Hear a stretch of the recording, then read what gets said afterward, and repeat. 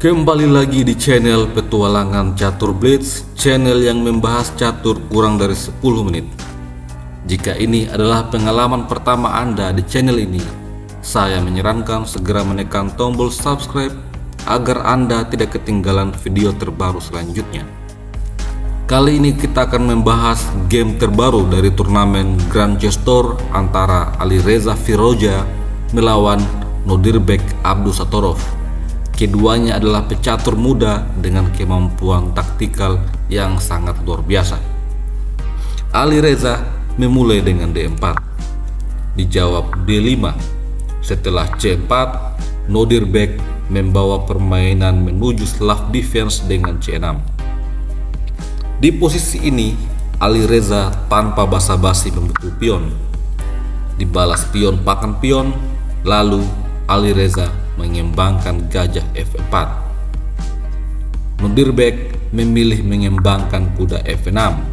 Setelah itu, E3 didorong, bersiap untuk mengeluarkan gajah petak terang.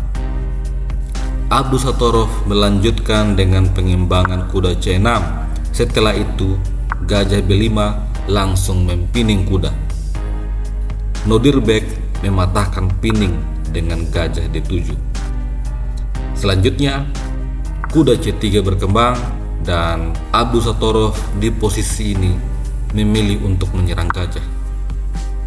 Pada posisi ini, komputer menyarankan gajah mundur ke D3, namun Alireza memilih menarik mundur gajah ke E2. Pilihan yang cukup menarik untuk bisa diikuti. Setelah itu, Nodirbek mendorong E6 bersiap mengeluarkan gajah petak gelap. Alireza mengembangkan kuda F3. Setelah gajah E7, Alireza tidak rokade melainkan memilih mendorong H3, langkah profilaksis mencegah kuda menempati petak G4. Setelah itu, Nodirbek mengamankan raja dan hal yang sama juga dilakukan oleh Alireza. Di posisi ini, Nodirbek memulai inisiatif menyerang. Dia memainkan menteri B6. Selain menghubungkan kedua benteng, langkah ini juga menyerang pion B. Pada posisi ini, Alireza memainkan sebuah langkah yang sangat cerdik. A3. Dia membiarkan Nodirbek mengambil pion B. Kalau pada posisi ini menteri makan pion, maka akan dibalas dengan kuda A4. Menteri hitam akan terjebak dan tidak bisa pulang. Pion ini adalah pion beracun sehingga Nodirbek tentu saja tidak berani mengambil pion. Dia memainkan benteng F pindah ke C8 menguasai lajur C. Kuda A4 menyerang menteri mundur ke A7 dan B4. Rencana selanjutnya akan menempatkan kuda pada petak C5. Namun demikian dicegah dengan B6. Setelah itu, menteri B3. Alireza menghubungkan kedua benteng. Di posisi ini, Nodirbek memulai inisiatif dengan kuda E4 menekan pertahanan Raja Putih. Lalu, gajah D3 menyerang kuda. Nodirbek Abdusattorov merespon dengan menteri B7 bersiap untuk mendorong pion. Setelah itu, Alireza langsung mengambil kuda. Pion makan gajah, kuda mundur ke D2 menyerang pion. Pada posisi ini, Nodirbek Abdusattorov membuat sebuah kesalahan dengan mendorong pion B5 bermaksud untuk menyerang kuda. Di posisi ini, menempatkan kuda pada petak C5 adalah langkah terbaik. Namun, Alireza memilih menarik mundur kuda ke C3, menambah tekanan pada pion E. Setelah itu, A5 dimainkan. Nodirbek Abdusattorov tidak peduli pada pion E4. Alireza tentu saja mengambil pion dengan kuda. Setelah itu, benteng A6. Sebuah langkah yang tidak jelas apa maksudnya dimainkan oleh Abdusattorov. Langkah ini menyebabkan kuda masuk ke petak C5 menyerang Menteri dan juga benteng. Hal ini membuat Nodirbek Abdusatorov terpaksa menyerahkan gajah. Setelah itu, gajah dimakan dengan pion B. Alireza mendapatkan struktur pion yang sangat baik. Menyadari hal itu, Nodirbek Abdusatorov mendorong E5. Tujuannya adalah menyerang gajah dan juga merusak struktur pion. Pada posisi ini, komputer menyarankan untuk menarik mundur gajah ke petak G3. Namun hal ini akan dibalas dengan pion makan pion. Setelah kuda ke D4 bermaksud untuk menempati petak D6, maka kuda E5. Hal ini akan menyebabkan struktur pion yang sudah dibangun dengan susah payah akan mengalami kerusakan.